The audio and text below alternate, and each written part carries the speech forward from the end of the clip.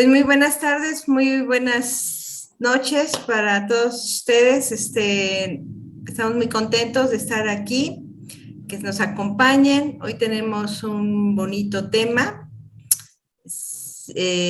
pero antes de iniciar vamos a empezar con la invocación y posteriormente ahorita va a ser el anuncio María Elena. Entonces, ustedes me acompañan, por favor. Vamos a decir la invocación de Oh Vida Oculta. Oh vida oculta que vibras en cada átomo. Permíteme, por Oh ahí tiene luz problemas. oculta que brillas en cada criatura. Oh amor oculto que todo lo abarcas en la unidad.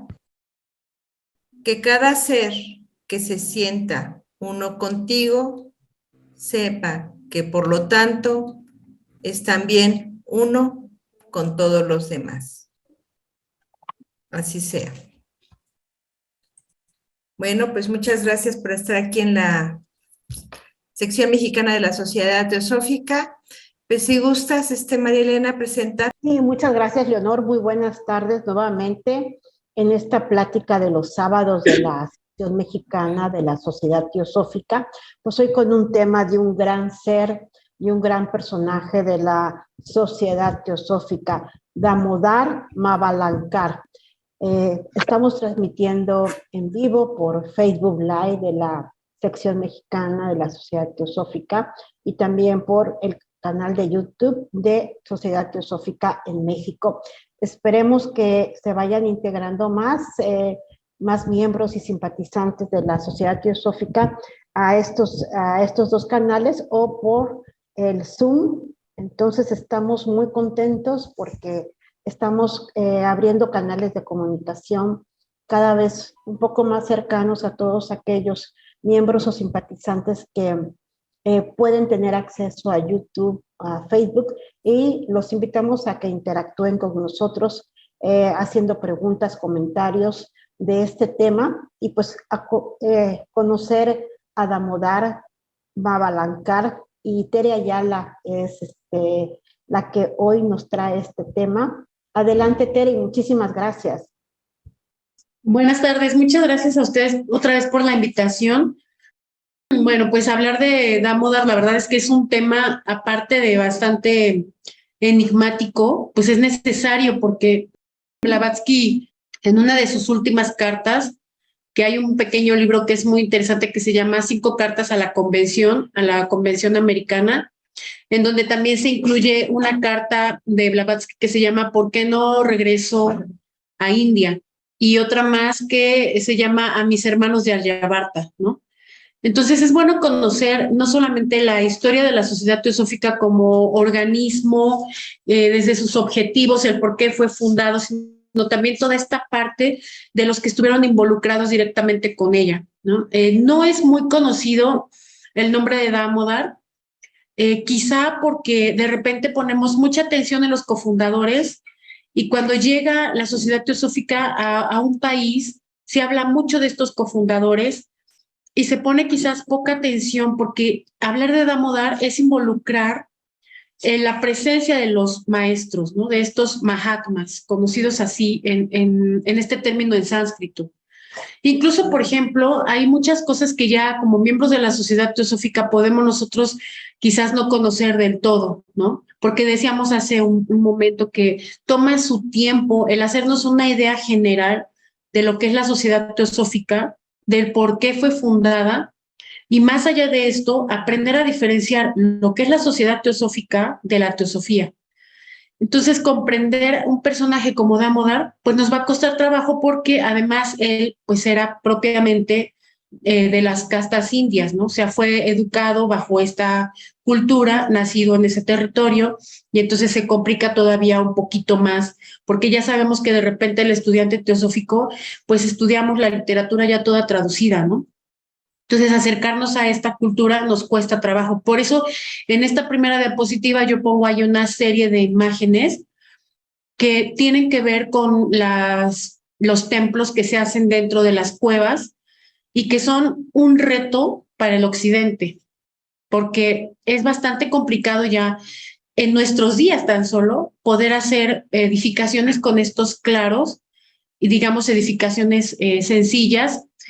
Imaginemos que estos templos están cavados, están rascados en cuevas que si bien al origen sí eran cuevas, pero después se fueron haciendo todavía más grandes por dentro a partir de estas excavaciones, ¿no? Entonces son de una sola pieza, son tallas que se hicieron en materiales duros y a una distancia con respecto del nivel del suelo, a una distancia profunda, ¿no? Entonces, ya para el occidente es poco complicado comprender la presencia de este tipo de templos, ¿no? Pero que finalmente están basados en la naturaleza. Y en otros templos que, si bien no les entendemos la forma, pero que son templos en la naturaleza, como pueden ser las montañas, ¿no? Entonces, hace algunos meses, algunas sesiones, cuando se estudiaba este libro de Isis de Velada, que a muchos les cautiva, se mencionaba acerca del misterio de la montaña, ¿no? Que está relacionado con las iniciaciones. Entonces, ¿qué tiene que ver con todo esto? Bueno, pues Damodar no es la excepción. La relación que hay entre el adepto o el chela con estos templos de la naturaleza, las montañas propiamente, es muy estrecha.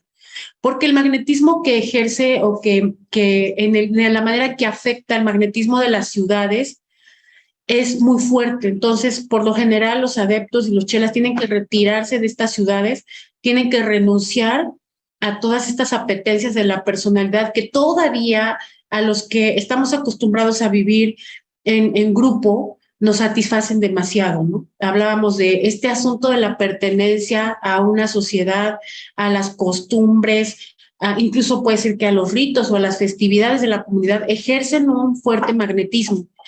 Pero tampoco quiere decir que vamos a repudiar o que vamos a rechazar a los grupos, ¿no? O a la familia, por ejemplo, algunos caen como que en el extremo. Es interesante mencionarlo porque precisamente Damodar, pues decíamos, era un hombre que pertenecía a una casta en India. Ya sabemos que salir de una casta es prácticamente imposible siempre y cuando los padres autoricen y el motivo de esta salida de la casta sea por dedicarse a la espiritualidad, o sea, lo que en otras partes puede conocerse como hacerse un monje o un lama, ¿no?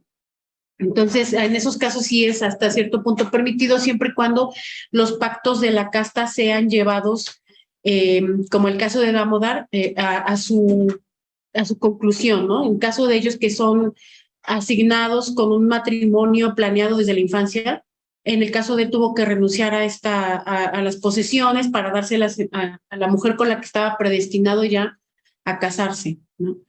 Pues vamos a entrar ya en tema de la charla.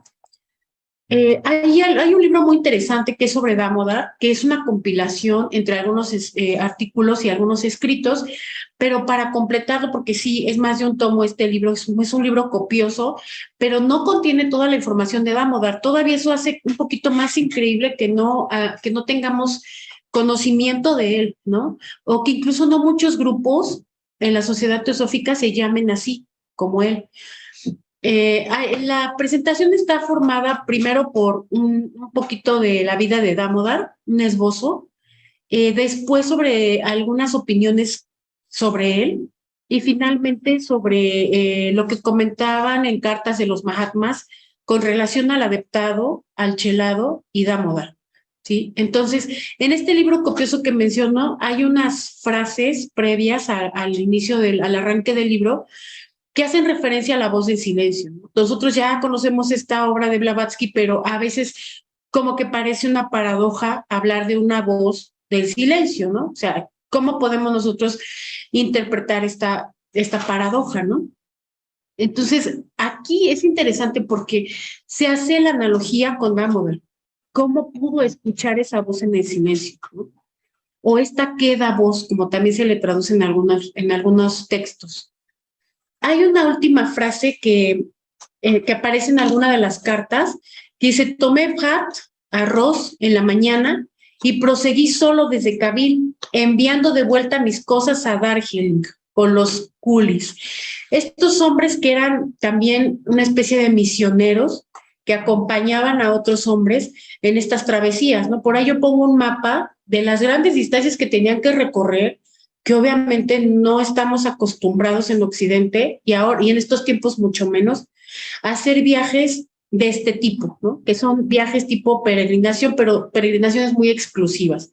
No son viajes de recreación, de turismo, de ir nada más a como que a ver los edificios, a sacarnos selfies, ¿no? Todo este tipo de cosas, sino son rutas y viajes iniciáticos.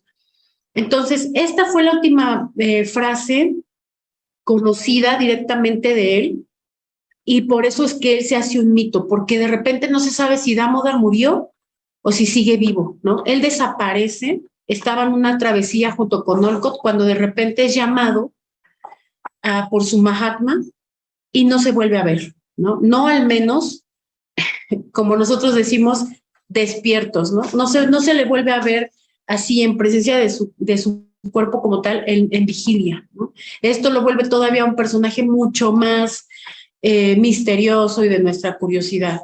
Entonces decíamos que esos ejemplos de templos de las cavernas son réplicas de los templos de la naturaleza.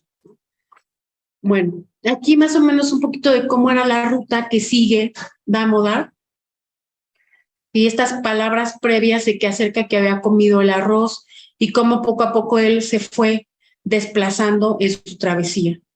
Estas son las últimas palabras escritas por Damodar que se han publicado. Fueron escritas en un pequeño diario de bolsillo enviado a sus amigos cuando emprendió la última jornada desde Darjeeling, en la India británica, en su peregrinaje hacia las tierras que están más allá de las gigantescas cumbres de Canchenjunga, que se elevan a 8.500 metros en el azulado firmamento.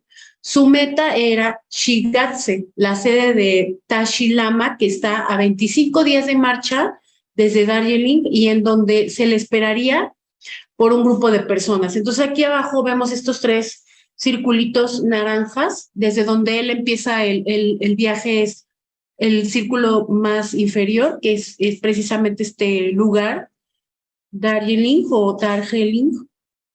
De ahí se mueve hacia Sikkim, que es el siguiente punto naranja, y la meta, bueno, pues era llegar a estas sedes de los lamas, que están todavía más hacia lo desértico, pero con climas bien extremos, ¿no? Sabemos que ahí atravesar todas estas montañas, toda esta línea, esta franja blanca que se aprecia aquí, pues son días de caminata, ¿no? Desde ahí ya empezamos a ver que se trata de una persona que tiene una serie de características que no cualquier persona posee, ¿no? Algo con lo que se encontraron los Mahatmas y que fue bien difícil de lidiar con ello fue con la mente occidental, ¿no? Que la mente occidental es una mente del típico materialista, ¿sí? De personas poco esforzadas en los temas, digamos, aunque no me gusta mucho usar la palabra, pero digamos que esotéricos, ¿no? O en los temas de la ciencia verdadera, en palabras de Giordano Bruno, ¿sí? Y que entonces va a ser un poco difícil que en esta mente materialista que no acepta el alma de las cosas o que no cree en el alma de las cosas, va a ser difícil que ellos se esfuercen por algo que no ven, en algo en lo que no creen, ¿no? Por ahí incluso algunos grupos religiosos hacen esta burla de que, bueno, a la mente materialista se le tiene que prometer cosas en lugares intangibles de conciencia para que haga las cosas en el mundo tangible, ¿no? Porque eso es algo característico del materialista, o sea, quiere siempre algo a cambio de lo que va a hacer, ¿no? Entonces, desde aquí estamos viendo que estos recorridos, estas distancias, además en un cuerpo de las características de Damodar, pues fue bastante complicado porque él fue un niño muy enfermizo. De hecho, hay relatos de que entre los 7 y 14 años, él entra como en una especie de lo que ahora se llamaría muerte clínica 2 veces, ¿no? Y en estas 2 veces él tiene visiones de un personaje que en su momento no pudo interpretar y que después cuando llega a la sede de la Sociedad Teosófica a encontrarse con Blavatsky y con Olcott, él reconoce a ese personaje que había visto de niño. Hay unas anécdotas acerca de él, de cómo percibía la vida, ¿no? O sea, una mente no materialista. Si ya sabemos cómo es una mente materialista, porque la mayoría somos presa de esa mente, ¿cómo es una mente no materialista? ¿No? ¿Cómo vive alguien que tiene una mente que no es materialista? Significa entonces que no le encuentra placer a las cosas que sí le encontramos placer, los que somos materialistas. Y ahí ayuda mucho una anécdota que está descrita en un libro que se llama Amigos y Enemigos de H.P., ¿no? Se llama H.P. Blavatsky, Amigos y Enemigos. Y en el apartado de Damodar hay algo que a mí me sorprendió, me llamó mucho la atención, porque él se cautiva también después de leer Isis de Velada, pero no se cautiva para mal con toda la fenomenología que ahí se presenta, estos asuntos que a muchos nos dejan detenidos ahí, que si el mesmerismo, que si el hipnotismo, que no, y entonces nos detenemos ahí por mucho tiempo pensando en todos esos fenómenos y a veces no se trascienden estos fenómenos. Sin embargo, le ocurre algo más. Y en este punto que se llama Vida de Damodar, antes de encontrarse con los teósofos, lo describe muy bien. Y dice, pero el destino iba pronto a cambiar su vida, la vida de Damodar. Durante ese tiempo, Damodar nos cuenta que tuvo la inestable buena fortuna de leer Isis de Velada. Y entre comillas empieza la descripción. Dice, no es exagerado decir, continúa diciendo Damodar, que solo a partir de esos meses me convertí en un hombre vivo, ya que entre la vida tal como me parece ahora y la vida tal como la comprendía antes, existe un abismo infranqueable. Siento que ahora por primera vez tengo un vislumbre de lo que el hombre y la vida son, la naturaleza y poderes del uno, las posibilidades y deberes del otro. Antes, aunque era fervorosamente ritualista, no gozaba realmente de felicidad y de una mente en paz. Simplemente practicaba la religión sin comprenderla. Sobrellevaba el mundo tan difícilmente como los demás y no podía lograr una clara visión del futuro. Lo único que parecía real para mí era la rutina diaria. En el mejor de los casos, el horizonte ante mí se extendía solo alrededor de una vida llena de ocupaciones, teniendo como final la cremación de mi cuerpo y las exequias que mis amigos le rendirían. Mis aspiraciones solo eran para tener más samidares, tierras, una posición social y la gratificación de mis deseos y apetitos. Esto está originalmente en un texto que se llama Las castas en la India, ¿no? Vemos que él ya no tenía una pasión por los objetos, ¿sí? Lo que regularmente nosotros en Occidente le llamamos ilusión, ya no tenía una motivación por estos objetos que nos aprisionan de manera sensorial, ¿no? Que nos atrapan, en palabras de Annie Besant, maya, esta ilusión que fascina. Y entonces se narra en muchos de los textos ocultistas que la personalidad empieza a experimentar una especie de hartazgo por las cosas mundanas, ¿no? Y es exactamente la anécdota que cuenta Damodar, ¿sí? Empezó a experimentar un hartazgo por esos placeres, por esa, digamos, como aspiración inconsciente de solamente atesorar cosas, conseguir cosas, tener cosas, ¿no? Empieza a experimentar esta desazón, ¿sí? Si nosotros pensamos que eso es vivir, a eso empezó a experimentarle desazón. Entonces vemos que en estas narraciones que nos hacen también en otros textos acerca de que Damodar, pues ya muchas veces lo escuchamos, ¿no? Pertenece a una familia acomodada de la casta Brahman, que ya sabemos que son esta casta de los sacerdotes, que son prácticamente las más acomodadas entre los políticos y los que llevan todos estos ritos de la religión, ¿sí? Él pertenecía precisamente a uno de estos grupos. Y finalmente, después de esa experiencia de leer Isis de Velada, se acerca al movimiento teosófico, gracias a haber leído Isis sin velo, de Blavatsky. Y ya finalmente, el 3 de agosto de 1879, se hace miembro, ¿no? Nos relatan todavía de que se hace miembro junto con algunos de sus familiares, incluidos su padre y su tío, ¿no? Ya sabemos que Occidente es muy distinto a Oriente, ahí pues se hacen miembro prácticamente como algo normal, como algo común y corriente, como algo necesario. Aquí en Occidente somos cuestionados porque si somos una secta, decíamos por allí, si hay mucho prejuicio, ¿no? Hay mucho malentendido, hay mucha superstición, hay verdades deformadas con respecto a la sociedad teosófica, ¿no? Hay muchos mitos también, entonces, o lo que malentendemos como mitos. Entonces sí, fue para él un proceso como simplemente de una afiliación a un grupo que estudiaba todas las religiones en su conjunto, ¿no? Y bueno, se dice que hubo una gran afinidad entre él y Blavatsky, ¿sí? Se dice que en HPV él encontró una persona que estaba en estrecho contacto con el Mahatma, ¿no? O sea, ella tenía una idea de lo que eran los Mahatmas, gracias a haber leído Isis de Velada, que fue el objetivo de por qué escribir ese libro, ¿no? Y pues dado a que él tenía esta información previa, pues nunca tuvo recelo acerca de acercarse al movimiento teosófico y acerca del servicio, ¿no? Siempre fue un hombre con mucha devoción. Entonces Damodar ingresa a la Sociedad Teosófica casi 6 meses después de la llegada de Blavatsky a India. Esto fue en febrero del 79, obviamente en 1800, y pronto estuvo en condiciones de ayudarle en su trabajo a editar la revista de The Theosophists, iniciada en octubre del mismo año, ¿no?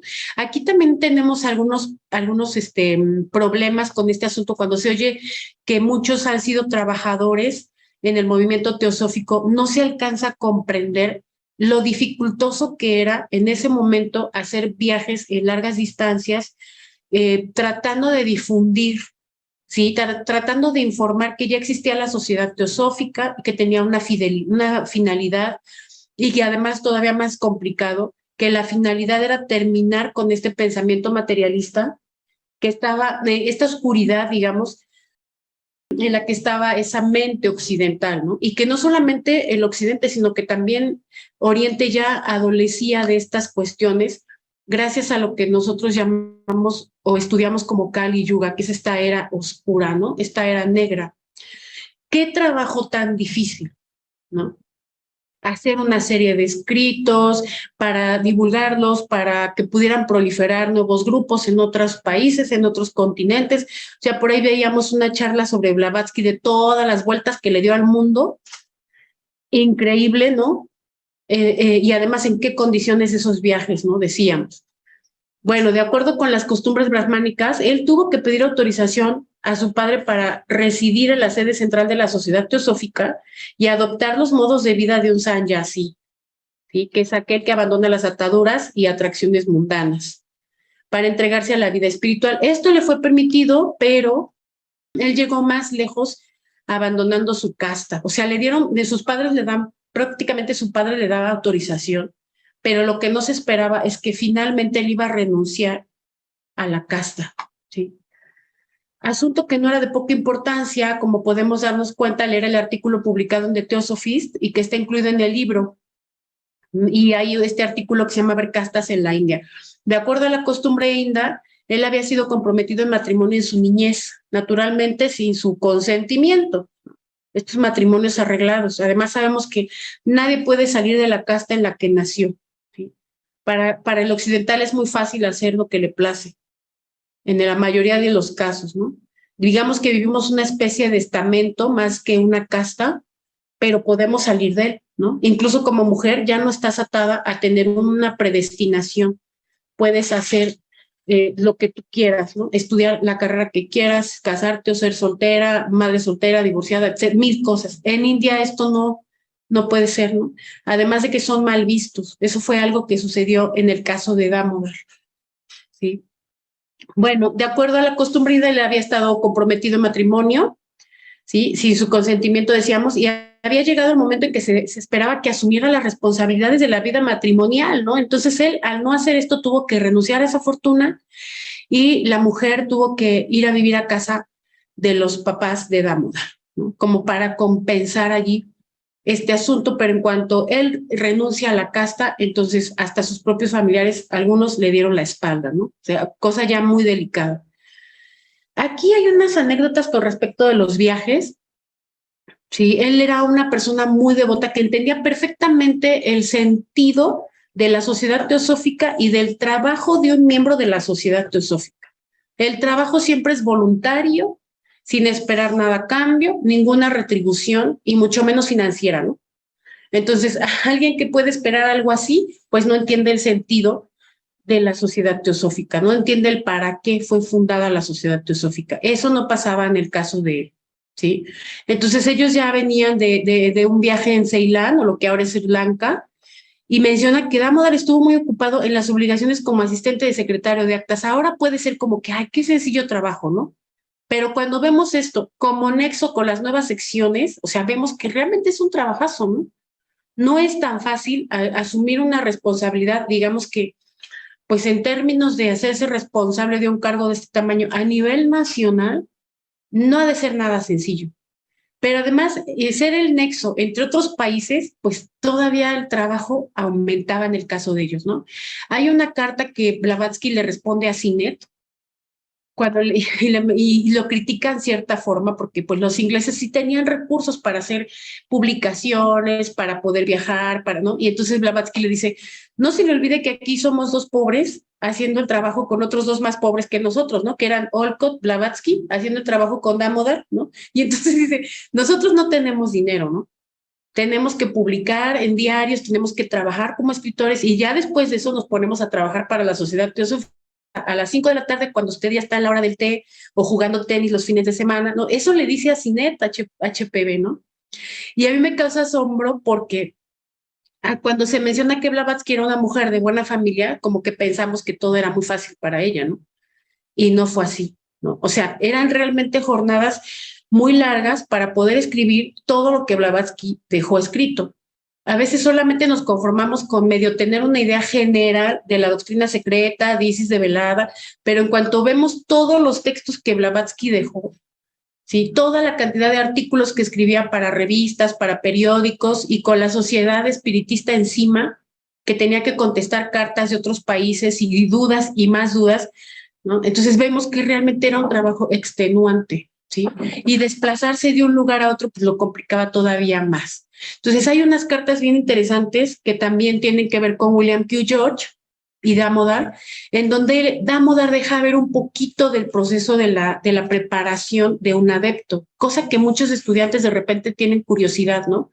¿Cómo es la vida de alguien que ya se está preparando para el adeptado? Y en esa carta de William Q. George con él, deja ver un poco de esta disciplina, pero más que nada muestra el desinterés personal, ¿sí? O sea, el no hacer las cosas para conseguir algo, sino por mera devoción y mero servicio a la causa teosófica, que era algo muy característico en Damodar. Bueno, entonces esto de las rutas que él lleva, esto de los viajes, ¿no? Por eso el mapa de la segunda, tercera diapositiva, del recorrido que hace él, y además aventurarse en seguir esta ruta hacia los Himalayas y en esas temperaturas y en esas condiciones, porque recordamos que él fue un hombre, pues como cierta forma enfermizo, ¿no? Que no, su constitución física no le ayudaba del todo, ¿no? En junio de 1886, alrededor de un año después de que Damodar alcanzara el Tíbet, ¿sí? Y que los asuntos de Adyar se calmaran, ya sabemos que este asunto de los Kolum fue bastante desastroso incluso para él y casi le cuesta el adeptado, ¿sí? El maestro Cache escribió al coronel Olcott explicándole la razón de por qué Damodar había sufrido tan profundamente, porque en algunos textos se menciona que el sendero probatorio inicial es de 7 años, ¿no? Hay un libro pequeñito por ahí de Olcott, y lo estuve buscando y no lo encontré, que es muy bueno porque ahí menciona acerca de estas llamadas, digamos que a través de la intuición continuas que vivía Damodar con su Mahatma, ¿no?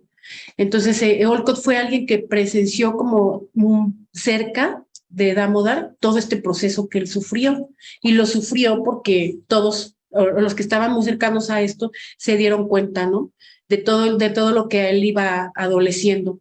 Entonces, entre estos relatos está ¿no? El pobre muchacho ha tenido su caída antes de que pudiera estar en presencia de los maestros. Él tenía que someterse a las pruebas más severas que un neófito haya tenido que atravesar, en expiación de los muchos hechos cuestionables en los cuales tomó parte debido a un celo exagerado, trayendo desgracia a la ciencia sagrada y a sus adeptos. El sufrimiento mental y físico fue demasiado para su débil constitución, postrándolo mucho, pero se recuperará en el transcurso del tiempo.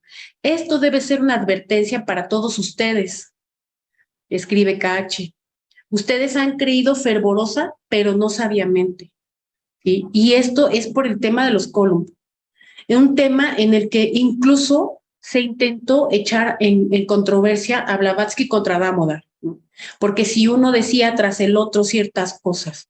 Entonces fue un tema muy acalorado porque incluso fueron expuestos los nombres de los Mahatmas y expuestos los retratos, ¿no? Sus imágenes. Y eso ocasionó, al exponerse ante la vista de los profanos significa fuera del templo, esto propició que Damodar se enojara demasiado, ¿no? Por eso menciona aquí un celo exagerado.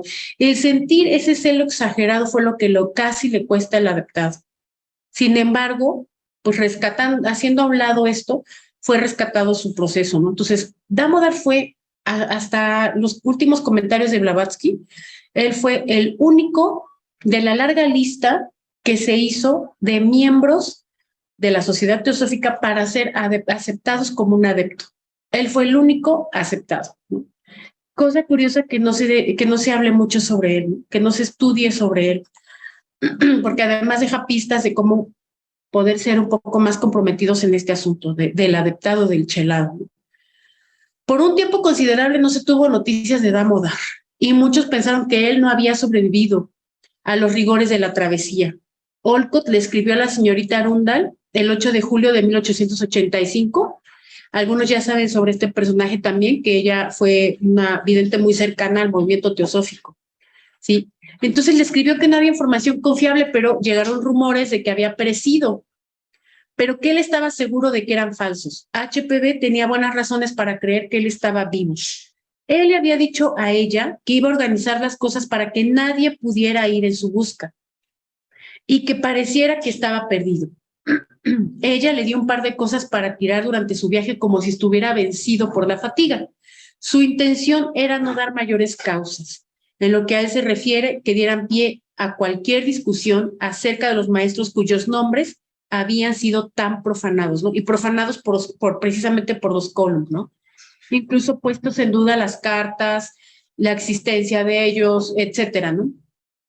Todo este asunto que finalmente, bueno, terminó, yo pienso que en algo bueno, que fue la creación de la Logia Blavatsky en Inglaterra, varios años después, ¿no?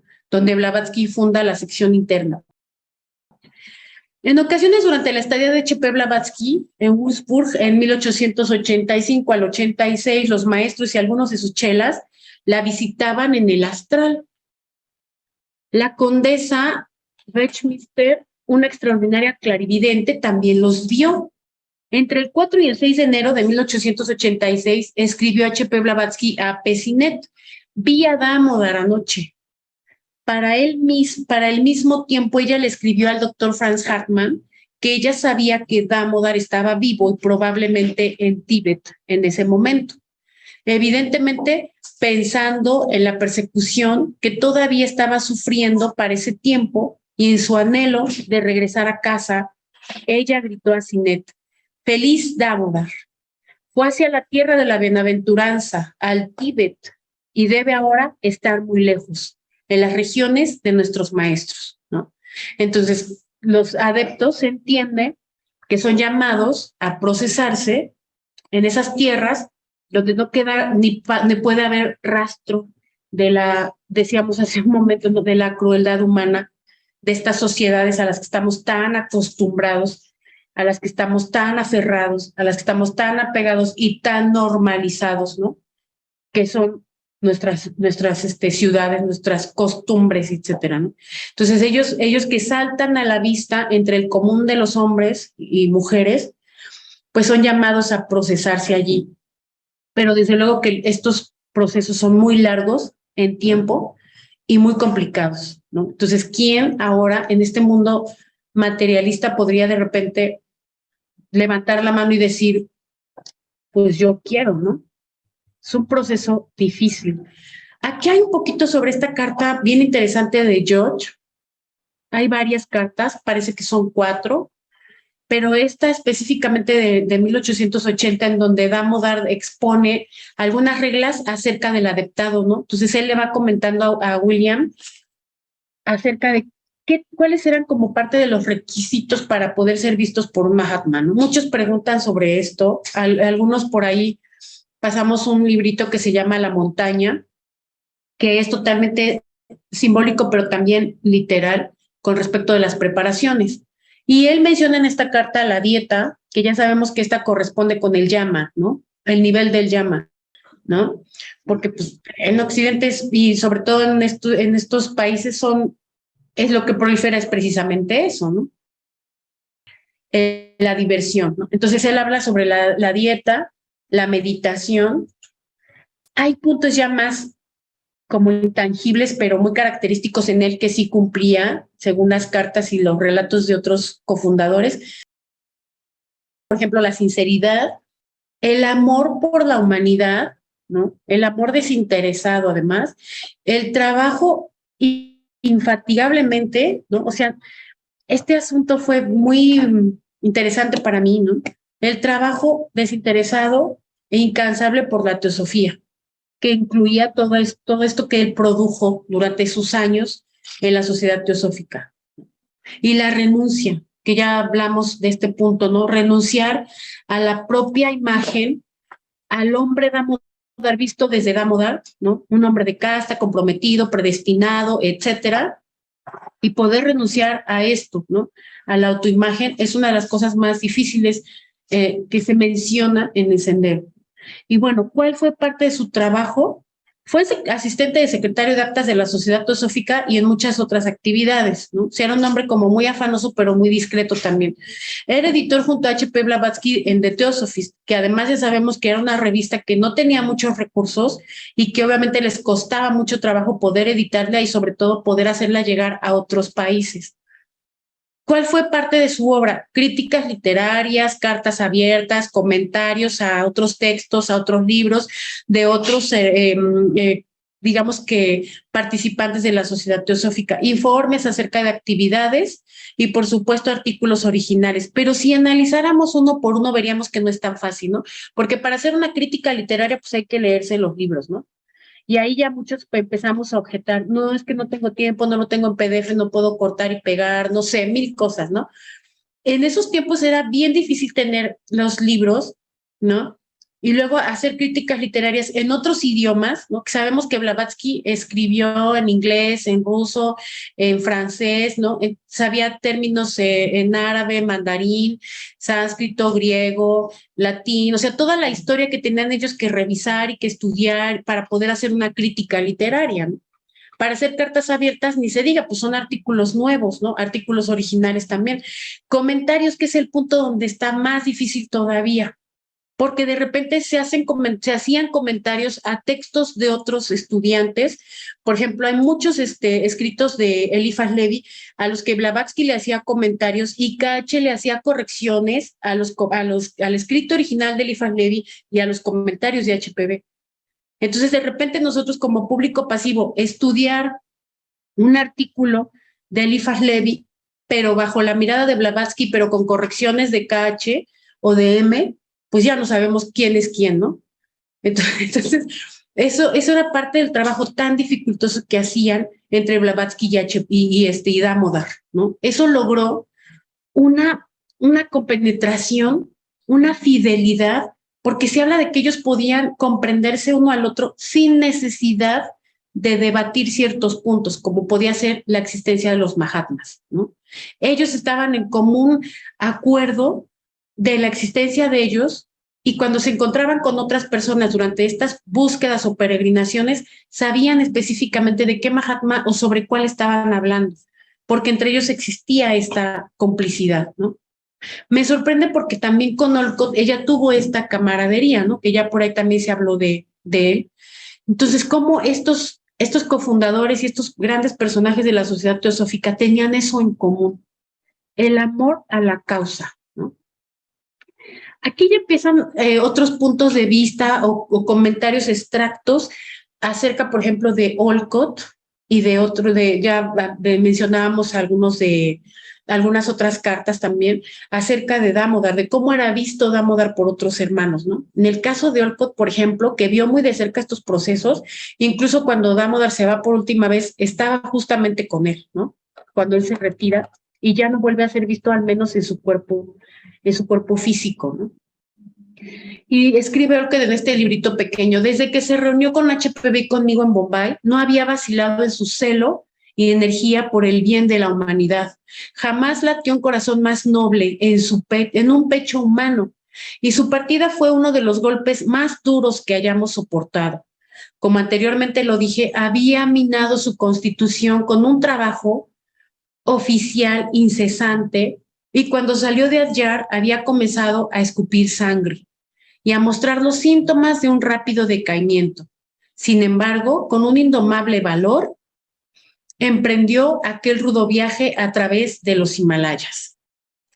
Indiferente al frío cruel, a las rachas de nieve, a la falta de abrigo y de alimento, en un ardiente deseo de unirse con el gurú que había visto por vez primera en su adolescencia durante una enfermedad, que después perdió de vista durante muchos años, pero que de nuevo encontró poco después de ingresar en la sociedad teosófica, cuando sus facultades espirituales se desarrollaron y se hizo capaz de verlo en el Sukshma Sharira, ¿no? Que es una especie, digamos, de rupa ilusoria, ¿sí? Entonces, interesante además, ya estamos viendo no solamente lo anecdótico, sino también los requisitos para ser un adepto y también comprender ciertas cuestiones que ya son las cuestiones, digamos, científicas, porque hace rato se hablaba de la ciencia en una diapositiva anterior, que este asunto de haber vivido acaloradamente el proceso de los Column, estas difamaciones,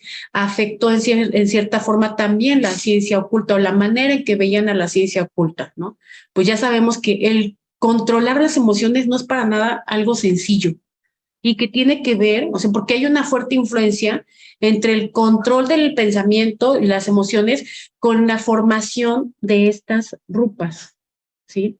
De estas formas, que no precisamente porque se habla de formas, se habla de físico, ¿sí? Por ejemplo, la Maya Virupa, que es una forma ilusoria a través de las cuales algunos de los adeptos o incluso Mahatmas pueden presentarse en diferentes zonas o en distintos países a grandes distancias porque logran el control de estos, digamos, principios o entidades, no solo la física, ¿no? Entonces sí, llama la atención el por qué hace esa mención KH, que de alguna forma había afectado la manera en que se veía, se aprendía la ciencia esotérica. Y sigue todavía Olcott diciendo en este libro Hojas de un viejo diario, en el tomo 3, porque saben que esta colección de Hojas de un viejo diario son varios tomos, ¿no? También es una biografía, una autobiografía y una historia de la sociedad teosófica bien, bien grande, ¿no? Lo que tan fuertemente lo ligó a H.P. Blavatsky y lo hizo tan absolutamente fiel fue el descubrimiento de que aquel gurú era uno de los adeptos ocultos detrás de nuestro movimiento, el asociado íntimo de Upásika, como él llamó en adelante a HPV. Obtuve, dice el coronel Olcott, del jefe de su escolta de los Colis, detalles de mucho interés. Damodar no quiso conservar otras ropas que el traje de asceta que llevaba, ni el arroz, la harina, el mijo y otras provisiones semejantes que sus amigos le habían procurado. Solo aceptó que el jefe de los Colis le cociese una docena de chapatís o panes sin levadura. La última vez que los Colis le vieron, avanzaba penosamente con el rostro vuelto hacia la frontera del Tíbet y después desapareció en una vuelta de camino. Y es toda esta peripecia que él hace cuando se presentó este mapa, ¿no? De todo este kilometraje que tenían que recorrer, porque obviamente no había manera de poder llegar a estas montañas nevadas, ¿no? Finalmente su última estadía tenía que ser en Lamasterio, ¿no? En ese lugar donde ya se iba a dedicar a pulir los primeros 7 años del sendero probatorio, ya en una preparación y un entrenamiento más formal, ¿no? Ya dejando de lado todas estas ataduras de la personalidad. Bueno, ¿qué decía Blavatsky en algunos escritos acerca de Damodar, ¿no? Es bien interesante la manera en que, pues, una mujer con una personalidad tan fuerte, ¿no? Y tan, digamos, acalorada, podía tener esta opinión de alguien, ¿no? Y bueno, aquí se trata de Damodar. Ella dice que Damodar ya estaba listo desde su último nacimiento para entrar en el más elevado sendero y que además lo sospechaba, ¿no? Había estado esperando el anhelado permiso para ir al Tíbet antes de la expiración de los 7 años, ¿no? Que hablamos de que esta es la primera como especie de muerte clínica que sufre Damodar, en donde tiene estas visiones del Mahatma, para cuando llega él a la sede de la Sociedad Teosófica y ve el retrato que tenía Blavatsky allí, él entiende perfectamente que este hombre había sido quien lo había rescatado ya 2 veces de estas situaciones de salud, ¿no?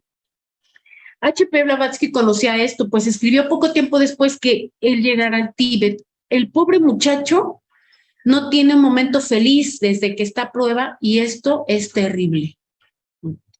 Algunos, por ejemplo, se preguntan cómo podrían ser las pruebas, porque además este asunto de las pruebas es muy, muy subjetivo, ¿no? O sea, a nadie se le puede probar donde no es débil, ¿sí? Y cada uno pues, vive un proceso bien distinto. Entonces, en el caso de Damodar, pues lo que fue determinante fue precisamente el asunto de poder discernir y poder diferenciar la fidelidad a la sociedad teosófica o a la teosofía versus la fidelidad a su casta, ¿no? Entonces, por eso es tan necesario en alguno de los puntos de la preparación el aprender a discernir. En noviembre de 1889, más de 4 años después de que se fuera Damodar, ella dijo, Damodar no está muerto y Olcott lo sabe tan bien como yo. Recibió una carta que me envió hace no más de 3 meses y su opinión acerca de sus compatriotas en la coyuntura actual es una advertencia. Es una falsedad crasa que él fuera echado de Adyar. Dice Blavatsky, yo fui echada de Adyar por la cobardía de aquellos por quienes he arriesgado mi vida entera, mi reputación y honor incluidos, pero él fue el único y verdadero amigo fiel que tuve en toda la India. El único que teniendo el secreto de los maestros y mi propio secreto, conocía toda la verdad y por lo tanto sabía que a pesar de todo lo que la gente pensaba, cegada por las apariencias, yo nunca engañé a nadie, aunque por mi juramento y promesa estaba obligada a ocultar la mayor parte a todos, incluso a Olcott. Damodar estaba listo desde su último nacimiento para entrar en el sendero más elevado y lo sospechaba. Esto lo escribió en The Theosophist en agosto de 1932, ¿no? Todos estos artículos ya sabemos que después formaron parte de los escritos coleccionados, que son 14 tomos, me parece, por ahí. Y bueno, buscando nada más la fecha, podemos dar con el tomo al que corresponde este artículo de The Theosophist, ¿no? Ya casi estamos terminando. Algo bien necesario de recordar es que, ¿qué es un chela, no? ¿Qué es un discípulo? ¿Cuál es esta línea que se debe de seguir para decir que si se está o no pisando el sendero iniciático, ¿no? Algo característico en Damodar, y aquí lo menciona en este libro también, es la pureza de la vida, ¿no? La pureza de la vida de Damodar, el tono de sus escritos, el sacrificio de todo lo que el mundo más ama, mencionan así, familia, riquezas, alta posición social, etcétera. Y además, sumado a todo esto, trabajar duramente por la teosofía, en la cual la existencia de los Mahatmas es un factor indispensable. O sea, definitivamente alguien que no acepta la existencia de los Mahatmas, no va a ser un trabajo fructífero en la sociedad teosófica, ¿no? O sea, a veces parece hasta como que un poco descabellado que haya quizás personas dudando de la existencia de ellos, entre comillas, trabajando para la sociedad teosófica. O sea, sí es un requisito porque quien comprende la existencia de estos seres, que están, por supuesto, que más desarrollados, mucho más desarrollados que, digamos, el común de la humanidad, quien comprende que ellos hacen el trabajo desinteresadamente, renunciando a su propia personalidad, a su autoimportancia, a la autoimagen, etcétera. Quien comprende eso, entonces puede seguir esta línea de lo que ellos le llaman la gran causa, ¿no? Que es ayudar a la hermana humanidad, o como también le llaman ellos, a la gran huérfana, ¿sí? Porque justo en el nivel del ser humano común es donde andamos perdidos, ¿no? Esta descripción que se leyó al principio de Damodar, de que no entendía el sentido de la vida, sino hasta después de haber leído Isis de Velada, y no se diga que fue determinante para entrar a la sociedad teosófica, para hacerse miembro, ¿no? Es exactamente comprender el mensaje pleno de lo que implica el trabajo teosófico, ¿no?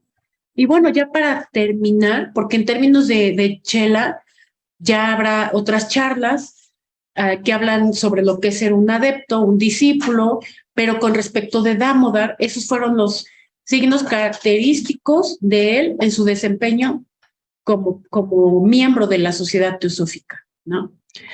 Y ¿cuál es el papel de un chela, no? O sea, visto desde la perspectiva de los Mahatmas, ¿de qué sirve o para qué se hace un chela o por qué debería ser ese futuro potencial de un ser humano común llegar a ser un adepto, ¿no?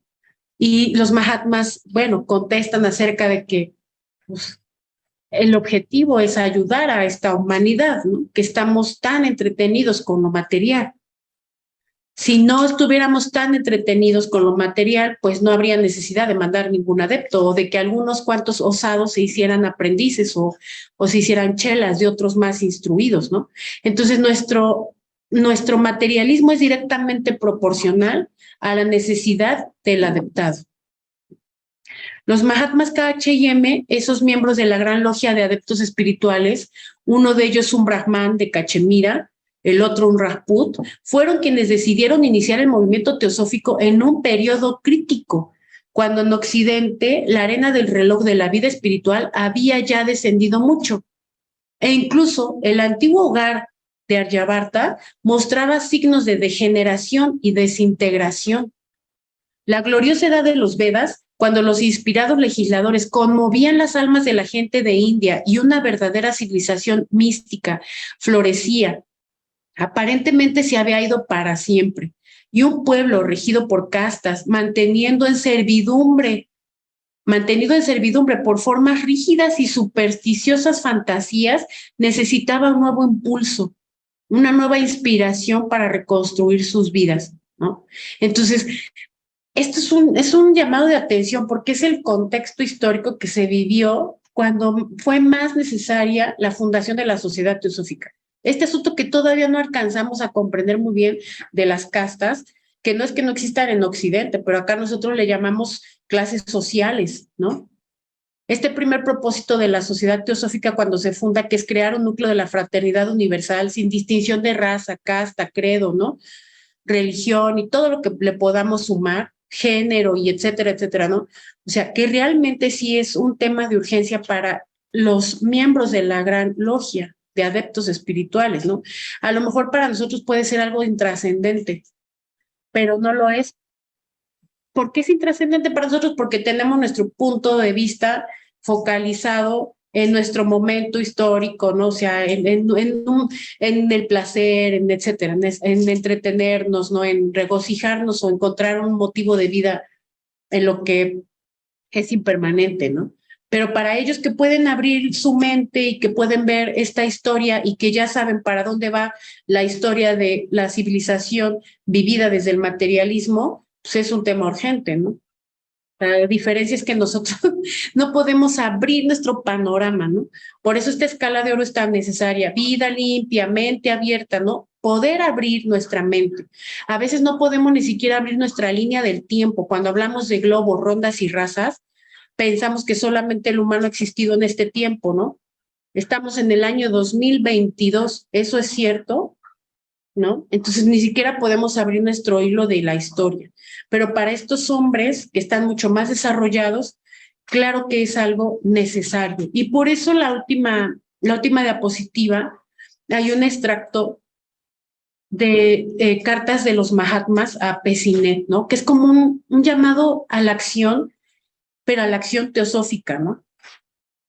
Dice el maestro M, refiriéndose a las dificultades que tenían ciertos teósofos indos, escribió: a menos que un hombre esté preparado para ser un teósofo en todo, es decir, para proceder como procedió Damodar, Mahavallankar, abandonar del todo su casta, sus viejas supersticiones y demostrar ser un verdadero reformador, permanecerá simplemente como miembro de la sociedad, sin esperanza alguna de tener relación con nosotros, ¿no? Entonces, esta larga serie de nacimientos es necesaria porque se van depurando nuestras personalidades hasta el punto en que seamos capaces de realizar un trabajo desinteresado por la sociedad teosófica, pero no volverla un objeto de culto, sino tan solo el depositario de estas grandes verdades teosóficas que tanto trabajo nos cuesta comprender, ¿no? Entonces, con esta última reflexión, ¿no? O llamado de atención que aparece en estas cartas de los Mahatmas, yo quiero dejar la presentación porque es un tema muy amplio que involucra muchos temas más, ¿no? La relación con Blavatsky, la relación con los Mahatmas, el adeptado, el discipulado, el contexto histórico, la existencia de estas castas, ¿no? O sea, cómo se plantea que fue necesario que él renunciara a su casta, porque Aryabharta misma, o esta Bharat, que es el nombre antiguo de India, cómo es que ellos mismos habían caído en esta oscuridad de Kali Yuga, ¿no? Entonces hay muchos temas que embonan aquí, pero que el objetivo ahora es conmemorar, ¿sí? A Damodar, pero también dar a conocer, nada más como la puntita de la madeja, para que ya cada uno pues pueda hacer su propio criterio de él, ¿no? Entonces yo lo voy a dejar aquí y ya saben que la logia aquí en Atlixco pues se llama así, se llama Damodar. Y no se me quita a mí la idea de la cabeza de que las logias están como auspiciadas no solamente por el nombre, sino también por la energía de esa expersonalidad, ¿no? O sea, las logias que se llaman Blavatsky, pues tienen como que su propio sello, las logias que se llaman Aura o Alfa o etcétera, cada una tiene su propia energía y Damodar pues no puede ser la excepción. Pero eso pues se va poco a poco vivenciando y uno tiene que darse chance también, ¿no? De mantenerse el tiempo suficiente como para hacerse una idea general de lo que es una logia y de cómo funciona y comprender de manera general lo que es la teosofía y ya después como que irse especializando en cada tema con mucha paciencia, ¿no? Pues aquí lo voy a dejar, muchas gracias por la invitación y la oportunidad. Pues muchas gracias, Tere, muchas gracias, muy instructivo lo que nos acabas de decir. Muy bien, pues iniciamos si no si tienen alguna pregunta, ¿no? Todo lo demás, algún comentario. Como ven. Cecilia, qué gusto tenerte por aquí, Cecilia. Hola, hola. Bueno, nada ocurre casualmente. Iba a ir a una sesión de logia nuestra y no pude. Y siempre he querido meterme a estas charlas que ustedes organizan y bueno, hoy simplemente ya había sacado el espacio y lo logré y me alegro muchísimo de haber hecho caso a esta causalidad, definitivamente. Me encanta el tema, me encanta y creo que de alguna manera, bueno, se está celebrando este aniversario, pero de alguna manera hay una idea que yo creo que nos ronda está vibrando, por lo menos en las Américas, y es esa necesidad de reconocer que detrás de la sociedad teosófica siempre han estado los maestros de sabiduría, ¿verdad? Como dice Tere, los aceptemos o no los aceptemos, ellos siempre están allí. Y Damodar es como aquella imagen que quizá podríamos ponernos delante de nosotros con sus errores como humano, pero también con esa hermosísima, esa intensa fuerza de voluntad. Hay una carta que hace poco yo les leía a los hermanos, justamente tratando en el seno de nuestras logias de reforzar esta idea de que ellos, con mayúscula, están detrás de nosotros, de todo nuestro esfuerzo. Y es una carta muy hermosa que Damodar, teniendo en aquella época 25 años, y Hartmann, ¿verdad? Tal vez han escuchado ustedes hablar de este alemán que hizo tantísimo trabajo, realizó muchos escritos y ayudó mucho, colaboró mucho en la Sociedad Teosófica. Hartmann tenía 42 años. Y Damodar le escribe una carta porque Hartmann quiere introducirse al ocultismo práctico. Y solamente les voy a leer un pequeñísimo fragmento. Búsquenla, está como la carta que escribe, carta de Damodar a Carl Hartmann. Y dice, viva la vida, vean qué maravilloso, qué palabras más hermosas. Viva la vida y prepárese a sí mismo para un futuro nacimiento. Y eso me recuerda las palabras de Blavatsky que dice, vive la vida si quieres alcanzar la sabiduría. La vida hay que vivirla, como decía la hermana, con ese discernimiento, pero hay que vivirla y aceptarla alegremente tal y como nos viene. Entonces dice, viva la vida y prepárese a sí mismo para un futuro nacimiento bajo condiciones más favorables. Tenga siempre presente que el hombre es quien teje su propia tela. La ley del karma, la inmutable fuerza de la naturaleza que gobierna todo el universo, es estricta y justa. Prepárese a sí mismo para percibir las verdades que no le son dadas a comprender a todos. Eso es un privilegio para nosotros.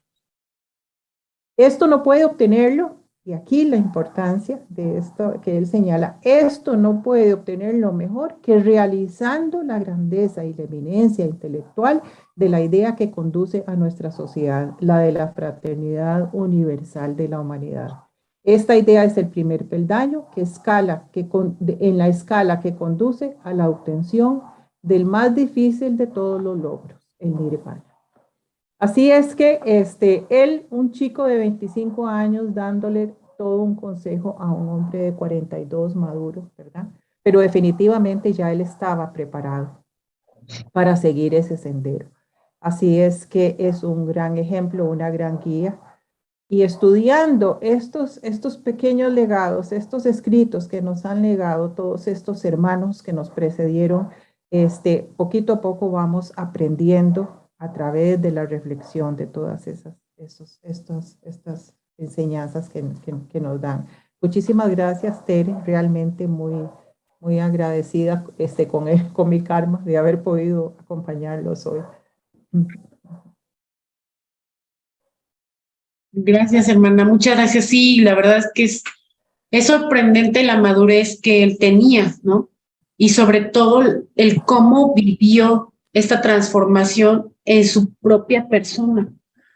Porque este sendero probatorio del que se menciona en el libro de Olcott, la verdad queda evidenciado como algo a lo que ahora entiendo por qué algunos hermanos le tienen cierto temor, puede decirse, ¿no? O sea, como que a veces se rebasa el respeto y hay cierta reserva, cierto temor por este sendero probatorio, ¿no? Cuando se habla sobre todo del karma, ahí en este libro se deja ver que no fue fácil para él, ¿no? Que tan solo estos 7 años, Blavatsky los describe como los primeros 7 años, ¿no? O sea, que después de estos 7 años no se termina el proceso en el que van todavía creciendo los adeptos, ¿no? Y Blavatsky menciona que él ya en una vida futura podrá regresar como un Mahatma, ¿no? Este tipo de ciclos que todavía nos cuesta comprender porque no sabemos muy bien, ¿no? O con demasiado detalle cómo le hace un Mahatma para seguir siendo procesado, porque también medio entendemos por ahí en algunas lecturas que ellos siguen siendo procesados, ¿no? Los Mahatmas. Entonces, no entiende como la mente concreta de repente a dimensionar lo que implica, porque a veces pensamos que los Mahatmas ya están como purificados, ¿no? Y sin embargo, no, también ellos están en un proceso de depuración, en un proceso probatorio, y que si ellos están bajo este proceso, pues los adeptos y los chelas no están exentos de esto, ¿no? Incluso Blavatsky, como un grado upasaka, pues no estaba exenta de seguir siendo procesada. Por eso todo lo que sucedió, la historia de la sociedad teosófica, y que definitivamente a nosotros, lejos de desalentarnos, pues nos debe motivar. Porque ante una situación, una circunstancia que nos parece caótica, quizás debiéramos preguntarnos si eso nos está haciendo mejores servidores, ¿no? De la causa. Y no perder la animosidad, ¿no? No verlo de manera caótica, que ya se acabó todo, ¿no? O algunos quizás de repente flaqueamos en nuestra estancia en la sociedad teosófica, o a veces hay cuestiones desalentadoras dentro del mismo grupo, ¿no? Cuando quizás no vemos resultados como queremos verlos, ¿no? Y tener en cuenta que es un proceso largo, eso ya debiera de momento como calmarnos, ¿no? Como decirnos, no es tan rápido como tú quieres que sea, ¿no? Y comprender este proceso. Entonces sí, fue muy sorpresivo que a esa corta edad él lograra, ¿no? Gracias a una férrea determinación, que también es parte de la escala de oro, ¿no? Una enérgica declaración de principios. Entonces las claves están ahí sentadas, ¿no? Las claves nos han sido entregadas, pero el gran reto de la personalidad siempre va a ser poder llevarlas del papel a la vida diaria, ¿no? Pues muchas gracias por leernos este extracto. Sí, gracias, Tere. Adelante, Caro, hay una pregunta en Facebook. Sí, hay un comentario de Daniel Linares, gracias Tere, excelente plática, y de Rafa dice, hola, buenas tardes. Se habló de que un maestro de sabiduría incluye a un adepto con el fin de prepararlos para ayudar. ¿Cómo esa ayuda que brindan los adeptos y maestros? Sí, a mí también me llamó la atención porque en alguna parte de un extracto del texto menciona que esa ayuda llega aunque el aprendiz, digamos que el adepto o el chela no lo note, ¿no? Y a veces se puede confundir con que yo le puedo pedir algo al maestro y me lo va a cumplir, ¿no? Pero son dos cosas totalmente diferentes. Una es el deseo de que las cosas sean como yo quiero, y que debido a que tengo ese deseo, por grande que sea, yo se lo puedo pedir al maestro y entonces me lo va a complacer, ¿no? Pero la ayuda invisible a la que se refiere en el texto es precisamente esta corriente de vida a la que todos pertenecemos, pero que no nos damos cuenta, ¿no? Hay algo bien interesante cuando pensamos sobre la mente, cuando se habla del pensamiento. Los Mahatmas son nuestro futuro, ¿no? Y nosotros somos el pasado de ellos. Pero como ellos ya lo pasaron, ellos ya están, diga, entre comillas, en el tiempo después que nosotros, ellos ya saben lo que nosotros estamos viviendo, ¿no? Es como de repente los que somos padres voltear a ver al hijo y ver que está a lo mejor en la adolescencia, o cuando le están saliendo los dientes y tú ya sabes lo que le está pasando, ya sabes que duele, ya sabes que está incómodo, sabes que no. Y entonces, de alguna manera, tú sabes cómo resolverle eso que no es un deseo, que no es un capricho, sino que simplemente por tu propia experiencia sí le puedes dar cierto alivio a esa necesidad, ¿no? Es interesante porque yo decía desde el principio, o sea, ¿quién ahora en nuestros tiempos puede de repente decir, pues yo quiero ser un chela, ¿no? O sea, yo creo que es un reto enorme porque lo primero que hay es, hablábamos de este respeto, temor, del pisar el sendero, ¿no? O lo que algunos dicen, hollar el sendero, pero nos falta la otra palabrita que es probatorio, ¿no? Entonces, ahí es cuando muchos decimos, mejor prefiero ir a mi tiempo, porque yo no sé qué puede haber, ¿no? Yo no sé en asuntos del karma qué más puede haber, y de repente me puedo ver en la necesidad de pedir ayuda, ¿no? Y es este proceso de que entonces el maestro sí me ayuda o no me ayuda, entonces no le puedo pedir nada, pues así a nivel de deseo, ¿no? Así a nivel de petición, así a nivel de quererme brincar las leyes del karma, pues no, porque se ha leído mucho acerca de que ellos no pueden violar las leyes, ¿no? Acerca de que ellos no se pueden entrometer en las cuestiones kármicas, ¿no? si es que la persona que está siendo procesada no ha asumido la responsabilidad de sus actos, ¿no? Entonces yo creo que en cuanto se asume y uno se responsabiliza, esa ayuda por sí misma llega, porque ya hay una comprensión. Ya no se trata de cumplir mi voluntad chiquitita, ¿no? Sino que yo ya mismo, al asumir la responsabilidad, estoy dando la pauta para que estas leyes, pues yo las respeto y entonces va a venir la retribución a lo que yo haya causado, ¿no? Y eso ya es un gran alivio. Entonces, no va en términos así de cumplir los deseos, pero sí va en términos de lo que debe de ser. A veces quizás como que vamos nadando contra corriente, no vamos a favor de las leyes de la naturaleza, vamos totalmente opuestos, ¿no? Es decir, por ejemplo, de la compasión se dice que es una ley, pero si yo no entiendo lo que es una compasión y la confundo con otra cosa, ¿no? Si la confundo, por ejemplo, con lástima, voy a estar pensando que al darle a alguien lo que a mí me sobra, eso es ser compasivo. Y ahí estoy violando, digamos, las leyes dos veces, ¿no? Una por no entenderla y otra por querer ser compasivo, ¿no? Entonces, estoy haciendo doble, digamos, entre comillas, doble mal, porque estoy viendo al otro por debajo mío, ¿no? O sea, es que en términos del discernimiento, por eso, Cache, le hiciste tanto a Krishnamurti, que hay que aprender a discernir, porque si la compasión es una ley, no tiene razón de ser que yo tenga 10 zapatos y el otro no tenga ni un par, ¿no? No estoy entendiendo lo que es la ley. La ley es que es equidad. Si yo tengo 10, le doy 5, ¿no?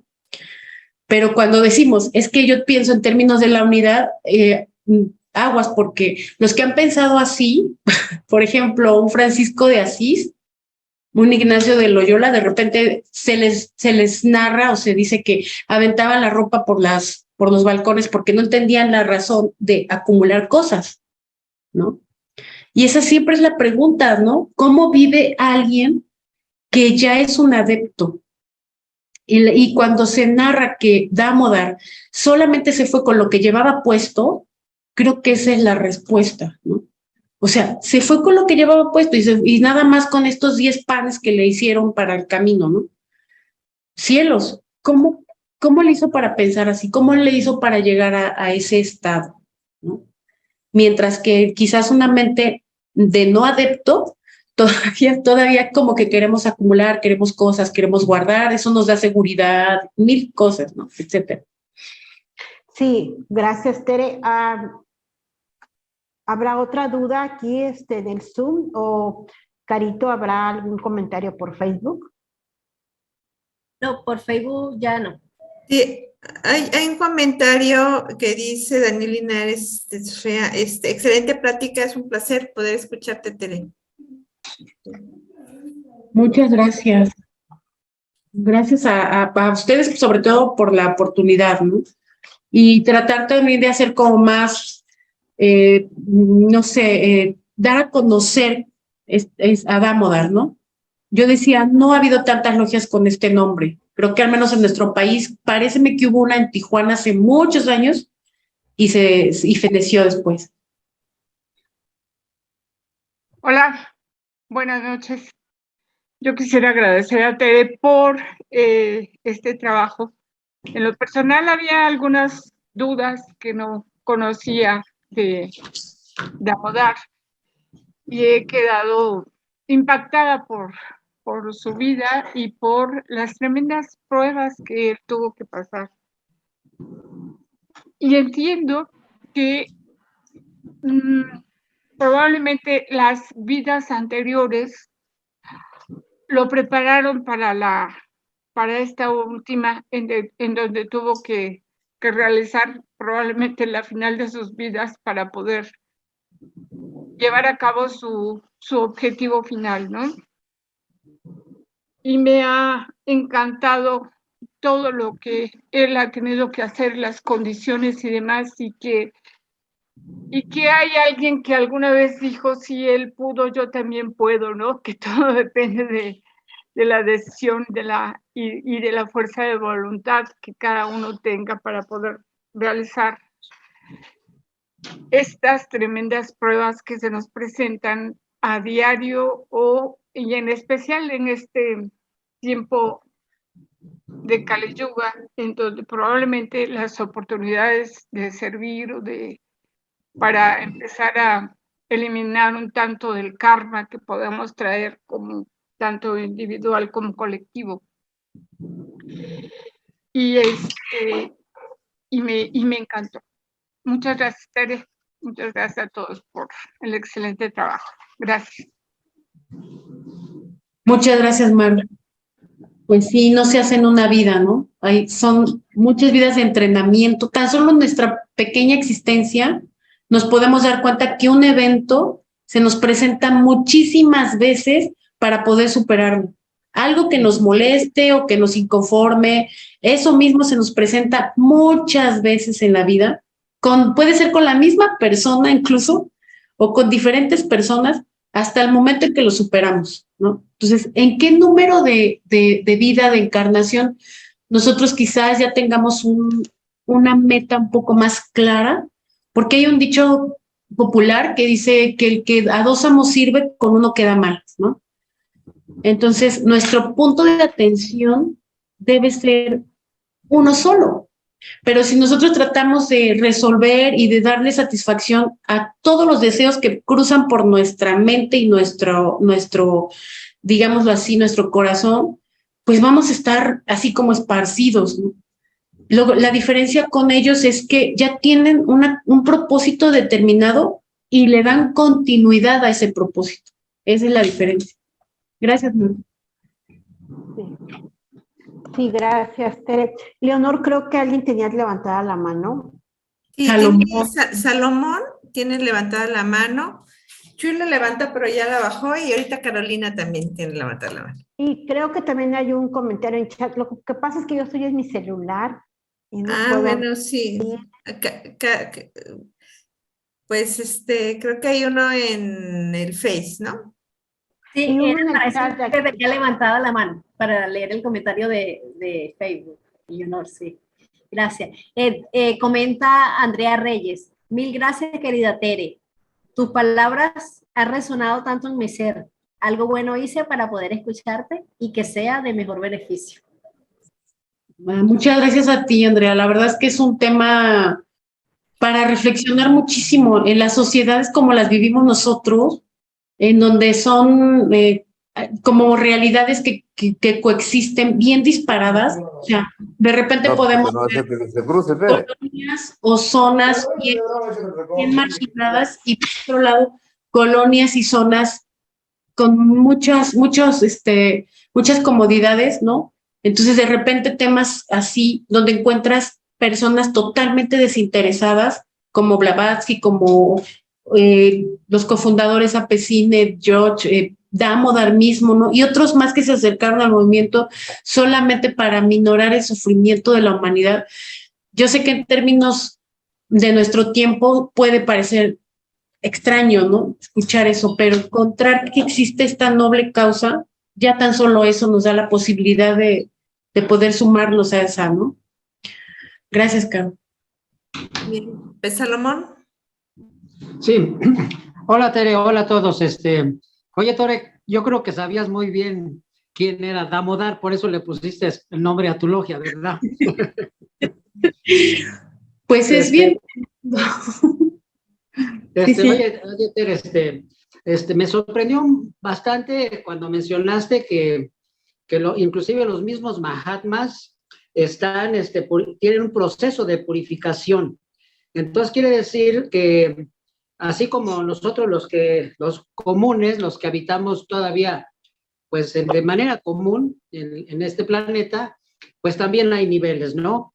Entonces lo que quiero decir es que por ejemplo, entre los que ya están un poquito más en el sendero, por decir, empiezan como chela, y luego ya como esto, si les dan permiso de regresar como Mahatmas, pero por ejemplo, hasta ahí se podría decir que ellos regresan a un cuerpo físico. Pero si hablamos de bodhisattvas, y ellos ya, por decir así, pueden utilizar un cuerpo de alguien también que ya esté purificado, pero ya no sería su cuerpo físico.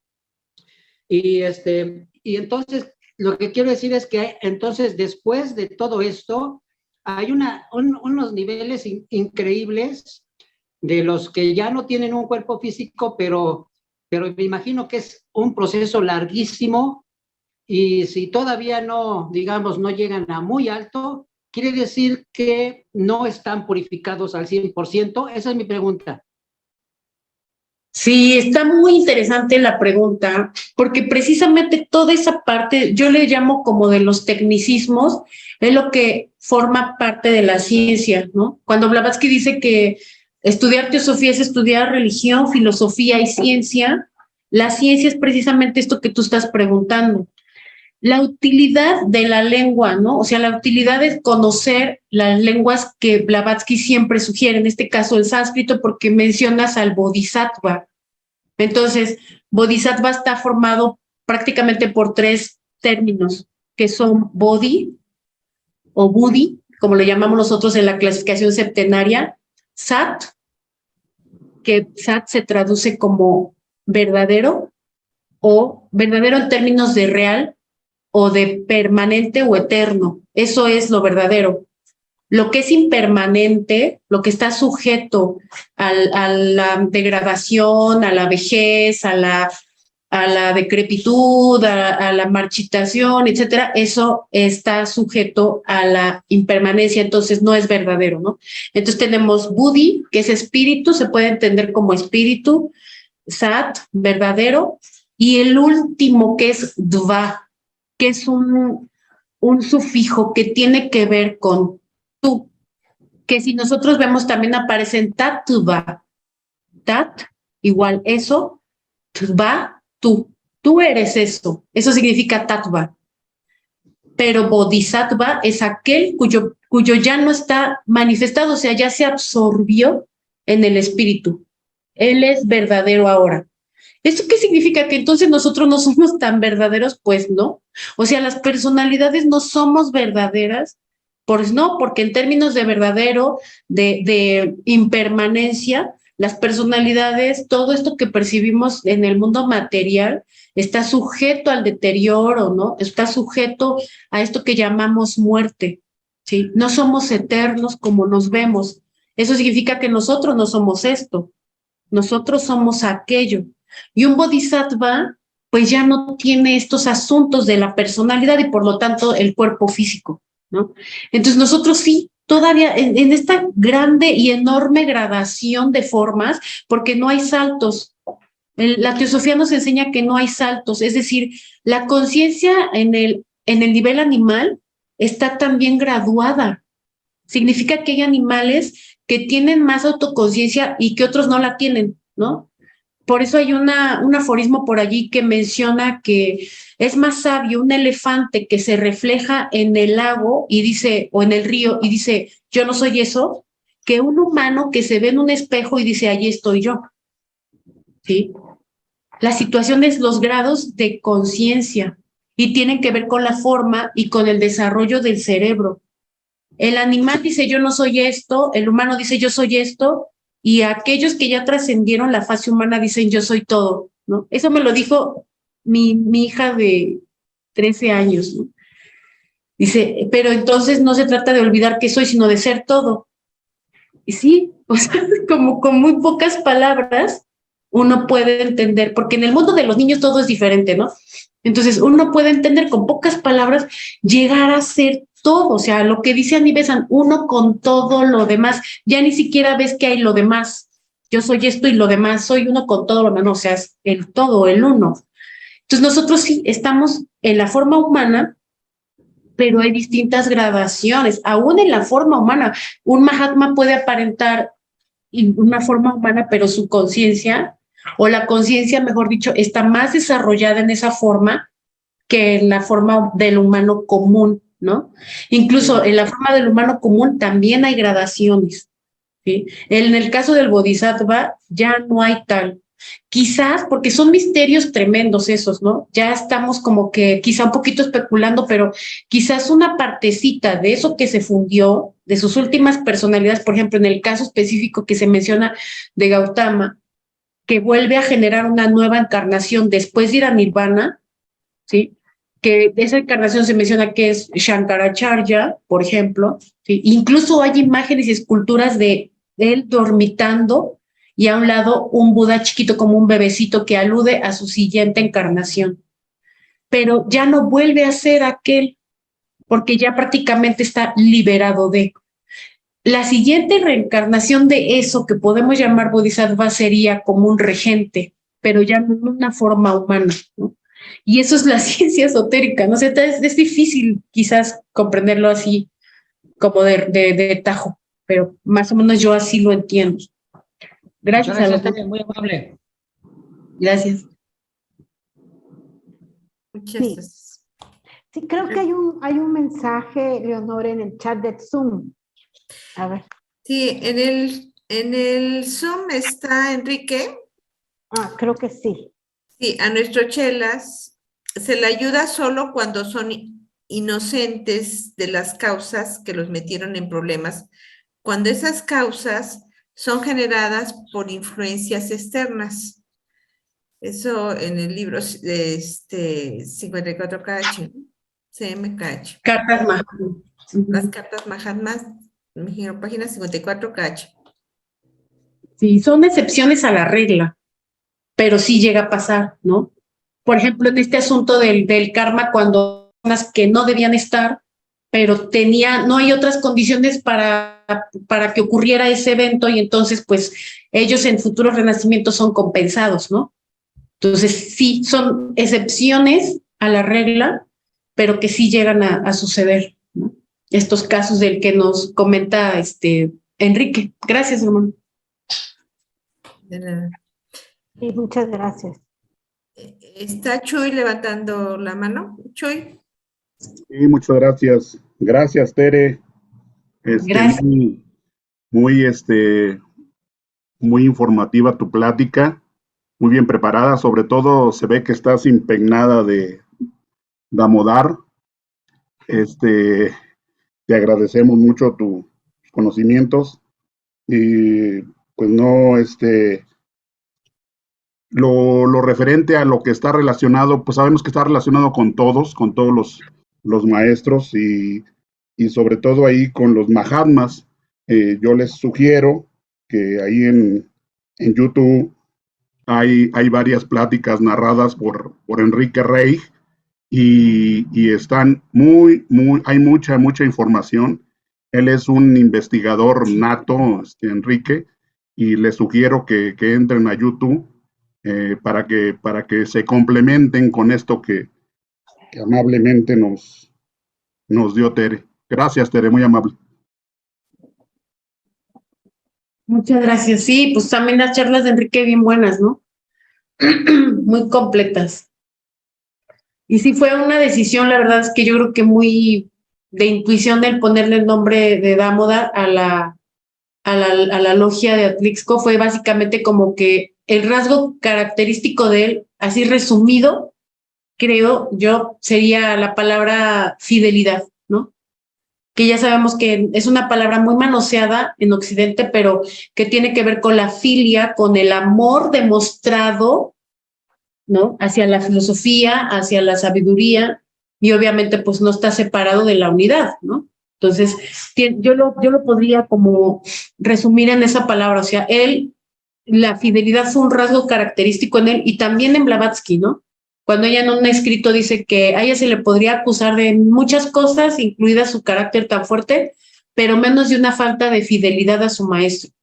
Entonces, eso es como parte de un rasgo característico de los que toman la decisión, porque además es una decisión personal, aquellos que toman esa decisión de ser adeptos, la fidelidad, la incondicionalidad. Entonces, gracias también, hermano, por la recomendación.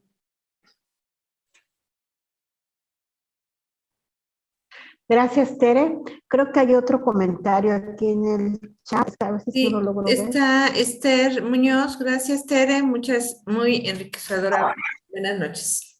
Esther Muñoz. Sí. Gracias. Pues no sé si hay alguna pregunta, algún comentario más. De todas maneras, vamos a Sí, darle hay a- otro comentario. A ver, adelante. Leonora, hay otro comentario. Es que se me hace un poco difícil. A ver, permítame. Creo que... Muchas Maru, gracias. es de Maru. Maru, sí, cierto. Es de Muchas Maru, gracias, sí. Tere, ¿no? A ver, si quieres lo leo. Muchas gracias, Tere. La resolución de Damodar a su objetivo lo llevó a su realización. Gracias, Maru. Maru. Gracias, Maru. Muy bien. Pues muy bien, pues no sé si tengan alguna más. De todas maneras, Tere, no sé si quieras hacer algún comentario adicional. Tu presentación, como siempre, muy buena. Pues muchas gracias, agradecerle a todos la atención, la oportunidad y claro que siempre conmemorar a alguien es motivador, ¿no? O sea, del nivel de difundirlo es para darnos cuenta de quiénes nos han precedido y poder en algún momento motivarnos en los momentos en que lo necesitamos, ¿no? Que seguramente son muchos, ¿sí? Entonces todavía nos falta un largo camino, pero desde luego que no estamos solos. Recordar eso siempre, ¿no? Muchas gracias. Tere, muchísimas gracias por tu hermosa presentación de Damodar, como tú bien dices, tu logia, tu rama tiene ese hermoso nombre y ustedes pues son unas personas muy activas y muy claras en el trabajo y también dentro de la OTS, ¿verdad? Han hecho un trabajo muy bonito. Ahorita estamos muy contentas porque esta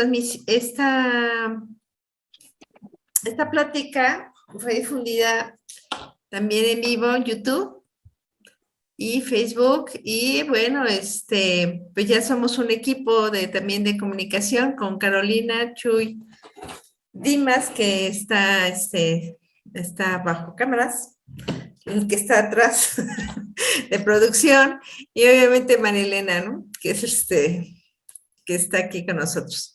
Entonces estamos muy contentos porque estamos estrenando también en YouTube. La semana pasada estábamos estrenando el Facebook, ¿no? En vivo, y ahora están las dos. Y bueno, esperemos que con esto logremos una mayor transmisión de los conocimientos de la Sociedad Teosófica, de la Teosofía. Un pequeñísimo comentario, algo que siempre me llamó muchísimo la atención de Damodar fue la gran fuerza de voluntad que tenía él, que me acuerdo que en uno de los escritos de HPB dice que él no sabía nadar y sin embargo cuando fueron al río, ¿verdad? Todos sabían nadar menos Damodar, pero inmediatamente aprendió, fue tanto su deseo y su voluntad de hacerlo que se metió al río y sin saber nadar y luego ya estaba nadando, ¿no? O sea, eso habla de realmente la determinación y la gran fuerza de voluntad que él tenía en su personalidad, que por eso pues lo llevó a conseguir su objetivo de llegar allá al Tíbet, ¿sí? Es bien importante tener realmente una motivación y una fuerza de voluntad bien clara y bien definida. Nada más eso quería comentar. Muchas gracias, Tere, de nuevo, porque realmente estuvo muy bonita tu presentación, como siempre. Muchísimas gracias. Muchas gracias. Gracias a todos. Pues si no hay más, pues estamos muy contentos de estar aquí y pues un abrazo, gracias Enrique, Chuy, Cecilia de Costa Rica, muchas gracias por estar aquí con nosotros. Gracias a ustedes. Sí, Rosa María, muchas gracias, Luis Tejeda, Noemí, Salomón, gracias por estar aquí con nosotros, Luis Garro, José Luis, Daniel, muchas gracias también ahí de Panamá. Y Julián, Norma, María Eugenia, Patricia, muchas gracias por aquí estar con nosotros. Les damos un abrazo. También tenemos quien estuvo viendo en el Facebook y también tuvimos vistas en YouTube. Pues, si no es más, pues les agradecemos